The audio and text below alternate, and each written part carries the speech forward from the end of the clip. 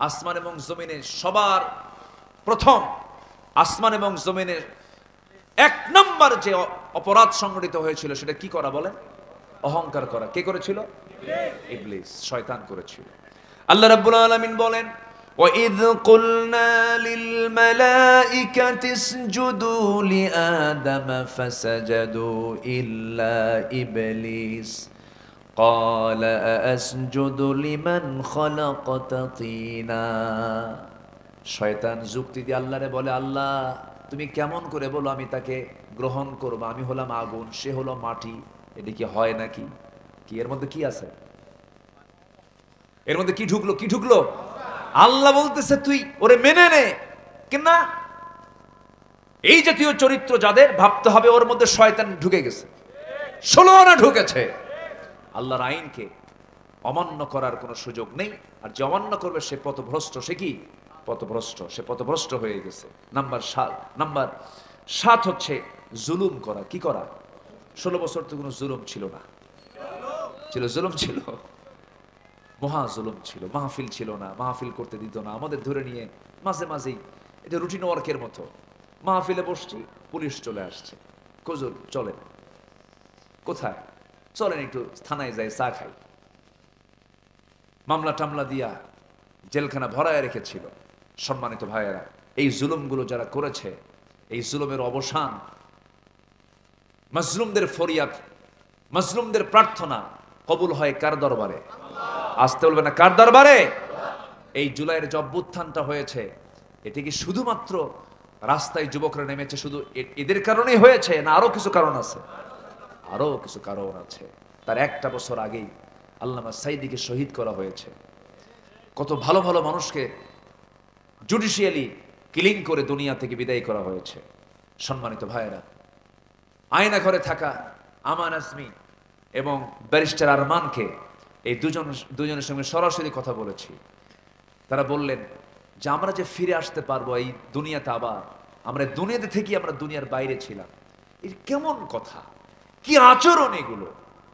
একটা জাতির স্বাধীনতা, 1971 সালে দেশ স্বাধীন হওয়ার পরে 53 বছর পরে এসে যদি এই চিত্র যদি চিত্রায়িত হয়, আমরা এমন বাংলাদেশ চাইনি।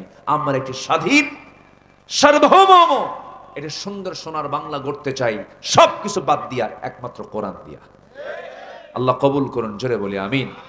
কোরআন দিয়ে যদি করি, জুলুম থাকবে না, ফিতনা থাকবে না, সেখানে ফাহিশা থাকবে না, পর্দাহীনতা থাকবে না, নোংরামি থাকবে না, অন্যায়ের কোনো শাসন থাকবে না। কারণ কোরআন কার? কোরআন কার? আর কোরআন ছাড়া যা কিছু আছে সবকিছু কার? শয়তানের। কার বলেন তো? শয়তান। আমরা কোরআনটা নিয়ে বসে থাকলে পরে আজকে আমার দেশের চিত্র এমনটা হতো না। নাম্বার 8, মানুষকে আল্লাহর পথ থেকে বিচ্যুত করার চেষ্টা। নিজে তো নাই, আবার মানুষকে আবার ওই পথে, বাতিল পথে নিয়ে যাওয়ার জন্য যারা চেষ্টা করে, এরাও হচ্ছে পথভ্রষ্ট। এরাও কি বলেন তো? পথভ্রষ্ট। সম্মানিত ভাইরা, নাম্বার 9 হচ্ছে রাসূলুল্লাহর বিরুদ্ধচারণ। রাসূলকে মানে না এমন লোক আছে না? আসতে বলবেন না, আছে না নাই? রাসূলকে গালি দিয়েছে, রাসূলকে নিয়ে বাজে কথা বলেছে, এমন উক্তিকারী, এমন কটূক্তিকারী কিছু কুলাঙ্গার নাস্তিক বুদ্ধিজীবী আমার দেশে আছে না নাই বলেন? আছে। পথভ্রষ্ট। আল্লাহ পাক তাদেরকে পথভ্রষ্টতার চূড়ান্ত রূপ বলে আখ্যা দিয়েছেন। এই পথভ্রষ্টতা থেকে আমাদেরকে বাঁচতে হবে। রাসূলকে মানতে হবে এক জায়গায় না সব জায়গায়? এক জায়গায় না সব জায়গায়? রাসূলকে আপনি দাড়িতে মানবেন, রাসূলকে আপনি আতর সুরমায় মানবেন, জুব্বায় মানবেন, কিন্তু দাঁত ভাঙ্গায় মানবেন না, রাজনীতিতে মানবেন না, দলে মানবেন না, দলীয় জায়গায় মানবেন না। আপনি নবীর উম্মত নন, আপনি ভণ্ড, আপনি প্রতারক। এটা মাথায় রাখতে হবে। সম্মানিত ভাইয়েরা, সম্মানিত বন্ধুগণ, সর্বশেষ 10 নম্বর হচ্ছে ঈমান আনার পর বারবার কুফরিতে চলে যাওয়া। আছে না এরকম? ঈমান আনে ইউসবিহু মুমিনান ওয়া ইউমসি কাফিরান। সকালবেলা ঈমান, বিকেলবেলা কাফের। আছে কিনা বলেন? আছে। একই লোক মাহফিল কমিটির সভাপতি, আবার একই লোক যাত্রা কমিটির সভাপতি। আছে কিনা বলেন? রাত 10টায় মাহফিলের সভাপতি, রাত 3টায় যাত্রা কমিটির সভাপতি। Double standard. আল্লাহ বলছেন এদের অবস্থা কি হবে? আল্লাহ রাব্বুল আলামিন বলেন, ইন্নাল্লাযীনা কাফারু বা'দা ঈমানিহিম সুম্মা ইসতাদু কুফরান লান তুকবালা তাওবাতুহুম উলাইকা হুমুদ দাল্লুন। যারা এই সমস্ত আচরণ করবে তাদের কুফরিটা বেড়ে যাবে, এরাই হলো পথভ্রষ্ট, এরা হলো আল্লাহর পথ থেকে বিচ্যুত বান্দা। এই আচরণগুলো বাদ দিতে হবে। একটা লাইন ধরতে হবে, যা দিয়ে আমরা শুরু করেছি, সবাই বলুন ইহদিনাস সিরাতাল মুস্তাকিম সিরাতাল্লাযীনা আন'আমতা আলাইহিম গায়রিল মাগদুবি আলাইহিম ওয়ালাদ-দাল্লিন। এরপরে আরো জোরে বলেন, এই সূরা ছাড়া কি নামাজ হয় নাকি? আমরা নামাজ পড়বো কোন সূরা দিয়া? বলেন বলেন, কোন সূরা দিয়া? ফাতিহা দিয়া। কয় ওয়াক্ত নামাজ? 5 ওয়াক্ত নামাজ পড়বেন কারা কারা? একটু হাত তুলে দেখান দেখি। 5 ওয়াক্ত নামাজ। জোরে বলি ইয়া আল্লাহ ইয়া রহমান, আমাদেরকে 5 ওয়াক্ত সালাত আদায় করার তৌফিক তুমি আল্লাহ দিয়া দাও। জোরে বলি আমিন। আরো জোরে আমিন, আরো জোরে আমিন। হাত নামান। বাড়ির স্ত্রী যাদের আছে তাদেরকে পর্দায় রাখবো। জোরে বলি ইনশাআল্লাহ। আর জোরে বলি ইনশাআল্লাহ। মেয়ে সন্তানগুলোকে পর্দায় রাখার চেষ্টা করব। জোরে বলি ইনশাআল্লাহ। যার পর্দাটা 16 আনা আছে, নামাজটা পরিপূর্ণ আছে, হালাল রুজি আছে, আল্লাহ পাক তাকে জান্নাত না দিয়ে কোথায় দিবেন? আল্লাহ তাকে জান্নাত দিবেন।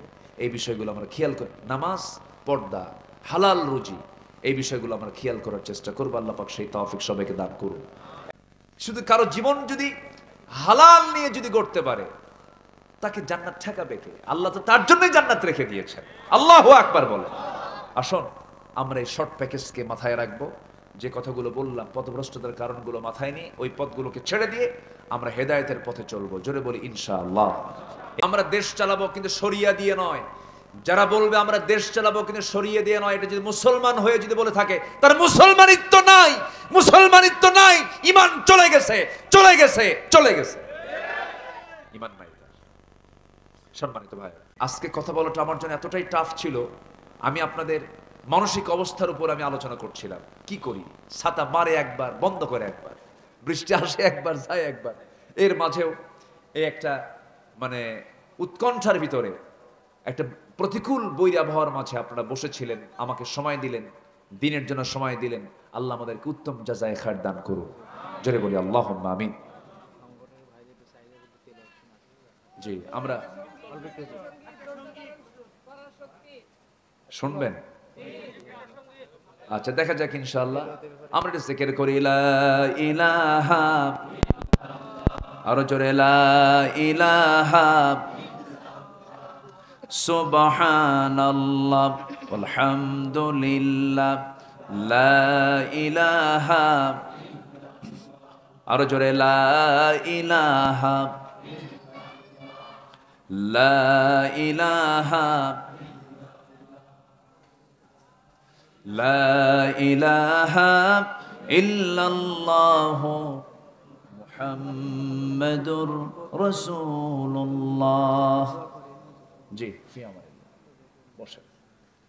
আমাদের মহান রব হচ্ছে আমাদের 1 নম্বর আপন, 1 নম্বর প্রিয় কে?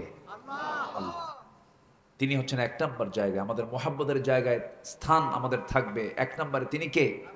নাম্বার 2 কে বলেন তো? বলুন, মুহাম্মদ সাল্লাল্লাহু আলাইহি ওয়াসাল্লাম।